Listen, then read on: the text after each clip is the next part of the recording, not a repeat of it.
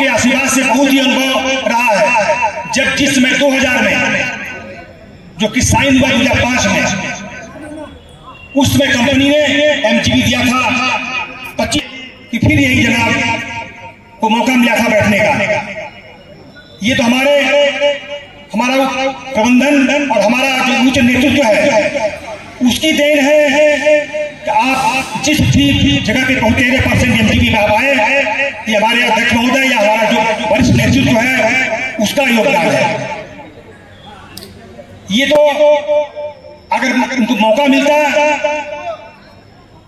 तो आपका 9% तक तो तैयार हो गए थे, लेकिन नहीं, कंपनी भी सारी चीज देखती है, मैनेजमेंट भी देखता है, हमारा नेतृत्व भी इसमें इंटरफेयर किया, तब कुछ जाकर के 13% के आसपास पहुंचे। और जहां तक बात सिन्हा जी कह रहे थे, कुछ त्रुटियां हैं। वेस्ट बोर्ड के बाद में एक एनोमली कमेटी होती है। एनोमली कमेटी में हम लोग रिव्यू जो पॉइंट हम लोग आएंगे, बैठेंगे, जब आपके आशीर्वाद से अगर मौका मिला तो जहां जहां भी कमियां हैं हम लोग मैनेजमेंट के साथ बैठ करके उन कमियों को दूर करने का प्रयास करेंगे। जो भी वेस्ट बोर्ड में विसंगतियां हुई हैं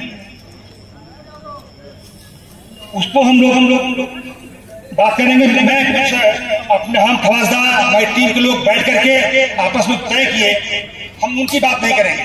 हम बात करेंगे कि आने वाले दिनों में हमारा लक्ष्य क्या होगा, हम क्या करेंगे, ये जानना आपको जरूरी है। और ये चीज आप लोग खदान में जाइए तो अपने साथियों को बताइए कि ये टीम आने वाली है, वो आपके साथ में क्या क्या लक्ष्य लेके आ रही है। पहला काम वासवी हॉस्पिटल में जितने कर्मचारी हैं, मैं आपको इस मंच से कमिटमेंट करता हूँ, जो तनावपूर्ण माहौल है, जो भय का माहौल कंपनियों में फैला हुआ है, डर का माहौल फैला हुआ है, लोग डरते हैं जाने से यूनियन ऑफिस में। पहले होता था कि नहीं, मैनेजर के नहीं जाते थे ना, अब डरते हैं कि यूनियन के यहाँ जाने में डरते हैं। वो डर का माहौल आपके आशीर्वाद से खत्म करने का काम करेंगे। दूसरा काम, कर्मचारियों को जो आश्रित हैं उनके लिए टेक्निकल ट्रेनिंग की व्यवस्था की जाएगी। जेएनपीटीआई द्वारा कम फीस में ट्रेनिंग दिलाकर कंपनी में ही नौकरी दिलाने का हम लोग प्रयास करेंगे। रिटायरमेंट जब आदमी करता है तो उनका सिक जमा रहता है, सारा का सारा सिक तो इनकैश हो जाता है, लेकिन 30 दिन ऐसा सिक रहता है जो लैप्स करता है, गल जाता है। उसको हम लोग प्रबंधन से मांग करेंगे, हम प्रयास करेंगे कि वो जो सिक का गलता आता है रिटायरमेंट के टाइम पे वो नहीं गले। दूसरा चीज, डेथ केस में अगर कोई एम्प्लॉय डेथ कर जाता है तो एम्प्लॉय फैमिली बेनिफिट स्कीम एक कंपनी की बहुत अच्छी योजना है, उसके अंतर्गत लोग आते हैं। उसमें क्वार्टर का प्रावधान 3 महीना का है, उसको हम लोग प्रयास करेंगे कि उसको 1 साल तक उसके परिवार को उस घर में रहने का कंपनी अवसर दे। जो कर्मचारी साल के अंतिम महीनों में रिटायरमेंट करेंगे उनकी ग्रेच्युटी को हम लोग नेक्स्ट फाइनेंशियल ईयर में ले जाएंगे, जिससे कि इनकम टैक्स जो करता है वो थोड़ा उसमें बचत हो।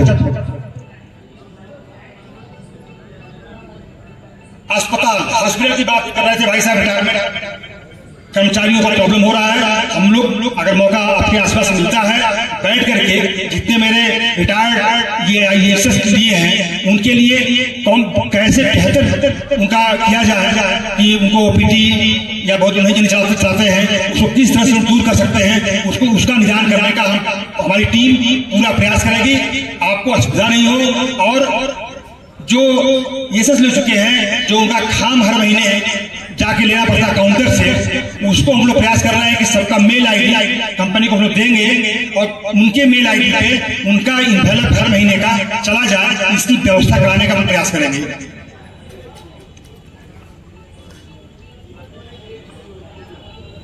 जमशेदपुर में एक प्रैक्टिस है कि प्रोफेशनल ट्रेनिंग, प्रोफेशनल डिग्री। हमारे साथी अभी नए बच्चे आ रहे हैं, सब वेल क्वालिफाइड हैं और आने वाले समय में और डिग्रियां लेने का काम करेंगे। तो प्रोफेशनल डिग्री करने वाले कर्मचारियों को जमशेदपुर के एम्प्लॉय की भांति हायर एजुकेशन प्राप्त करने पर स्पेशल इंक्रीमेंट दिलाने का हम लोग काम करेंगे। साथियों, अभी आप देखते हैं कि कैडर स्कीम ही एक ऐसा माध्यम है जिसके तहत आपका प्रमोशन होता है। उसमें एक सिस्टम है ईसीपीएस। ईसीपीएस एक ऐसा जादू का पिटारा है कि कुछ लड़कों का वो पास करवाना था, तो हमको जाकर के हमारे सीएस शुक्ला जी को बोलना पड़ा, दीपक जी को बोलना पड़ा। तो ये लोग जानते हैं उसमें ऐसा क्वेश्चन देता है बेचारा आम आदमी तो पढ़ ही नहीं पाएगा, इंग्लिश में समझ ही नहीं पाएगा, तो क्या पास करेगा। ये लोग बैठ के हेल्प करके उनको ईसीपीएस क्या बोलते कराए, जाके जान बचता है। हम लोग इसमें कंपनी से बात करेंगे कि अगर आपको टेस्ट लेना है कुछ ऐसा तरीका अपनाइए जिसमें हमारे मजदूर को नॉलेज भी बढ़े, जानकारी बढ़े और वो जो समस्या आ रही है उसको भी मजदूर करने का प्रयास करेंगे।